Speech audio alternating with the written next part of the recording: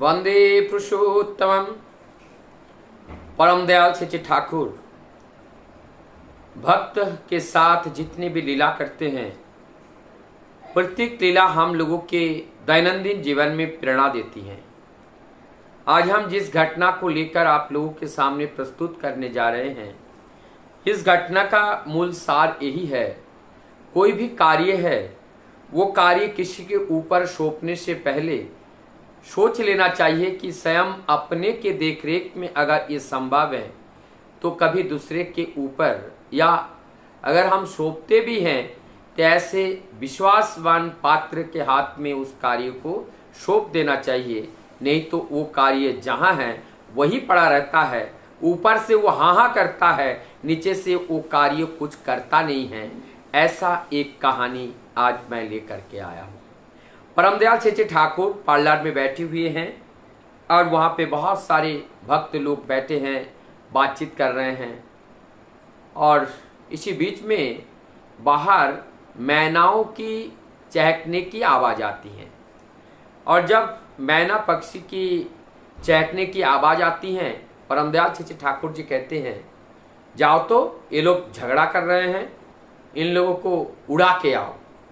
तब जाकर के वहाँ से एक माँ जाती हैं, जा कर के वो हाय हाय की आवाज़ करती हैं और वहाँ पक्षियों की ओर ताक कर देखती हैं। और सब कुछ करने के बाद वहाँ एक आध पक्षी उड़ भी गई होगी।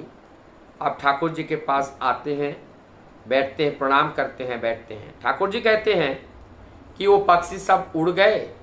वो आके वो माँ कह रही है, माँ कह रही है, ठाकुर कोई समस्या नहीं है, वहाँ पे झगड़ा नहीं कर रहा है, वो आपस में किचिर मिचिर कर रही हैं, मतलब आप एक आपस में चहक रही हैं। इस बात को उन्होंने कहा। फिर ठाकुर जी दोबारा वाणी देने लगे।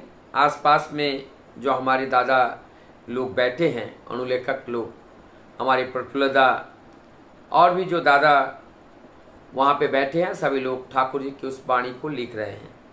इस बीच में ठाकुर जी फिर अस्थिर हो गए और तब जाकर के वहाँ सेवादी बैठी हुई थी। ठाकुर जी ने सेवादी से कहा, जाओ तो पक्षियाँ आप भी जो है वो आवाज़ कर रही हैं, जाके देखो तो। सेवादी बाहर जाती हैं, जा कर के पक्षियों को ताली बजाती हैं, मुंह से आवाज़ निकलती हैं, हाय हाय की आवाज़ करती हैं। और आवाज़ करने पर पक्षी वहाँ से एक आध उड़ भी जाते हैं।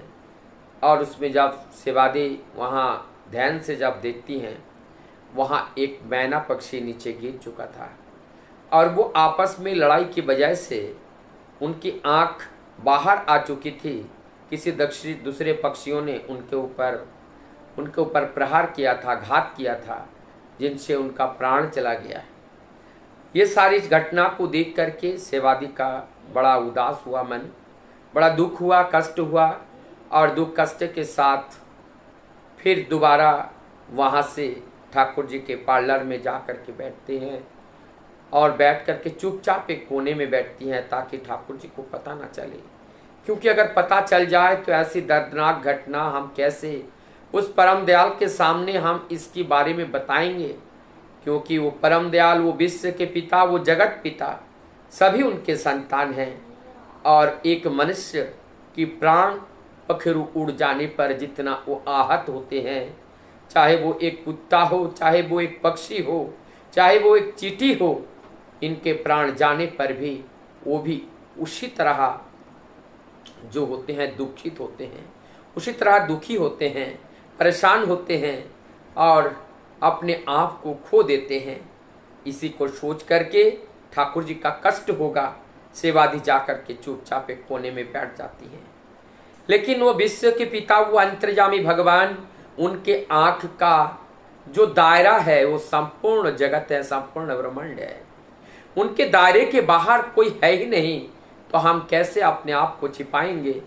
पकड़ में आ जाती हैं, नज़र के सामने सेवादी को देखते हैं, देख करके सेवादी के और देखते हुए कहते हैं, क्या हुआ, पक्षी सब उड़ गए हैं? तो तब सेवादी के मुंह से कोई शब्द नहीं निकलती हैं। तब सेवादी दुखित हो करके ठाकुर जी को कहते हैं, ठाकुर बहुत बड़ा अनर्थ हो गया। तब ठाकुर जी कहने लगे, क्या हुआ? तब ठाकुर जी को सारी बातें बताएं। ठाकुर जी बहुत ही आहत हुए और आहत होकर के ठाकुर जी कहने लगे, सबसे बड़ी गलती मैंने स्वयं किया। यदि इस बात को मैं उन माँ को कहकर इस कार्य को उनके ऊपर ना सौंप करके यदि मैं इस कार्य को मैं स्वयं करता, आज इस पक्षी का प्राण इस तरह से इनका प्राण नहीं जाता। अब वो आकुल व्याकुलता के साथ वो अपने दोनों आंखों से अश्रु झड़ रहे हैं और एक बालक की तरह, जैसे बालक अपने माँ से बिछुड़ जाने पर माँ के लिए रोता रहता है, ठीक उसी प्रकार से आज परम दयाल चिची ठाकुर जानो ऐसा लग रहा है जिस बिछुड़ा हुआ माँ से एक संतान मेले में माँ माँ करके जैसे चिल्लाते हैं, ठीक आज उसी प्रकार से परम दयाल श्री ठाकुर जी बिलख रहे हैं।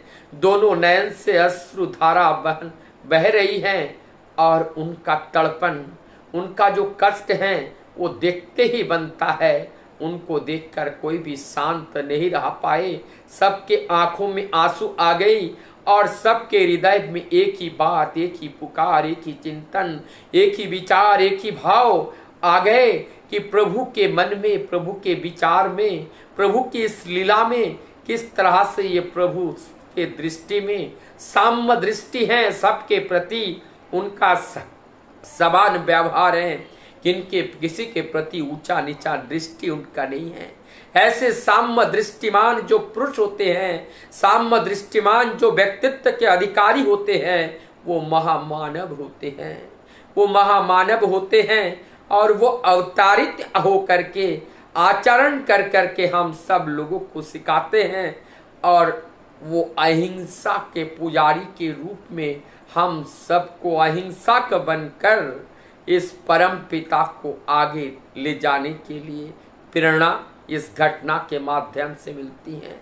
ऐसी प्रेरणा पाकर के इस जो जगत के सभी लोग प्रेरित होकर उस परम पिता के चरण पाने के लिए आकुल व्याकुल होकर के दौड़ते हैं। सब कुछ छोड़ करके परम पिता को पाने की इच्छा अपने हृदय में लेकर और उनकी कर्तव्य का विचार को अपने माथे पर लेकर वो आगे की ओर चलता रहता है। वही जीवन में सफलता प्राप्त भी करता है।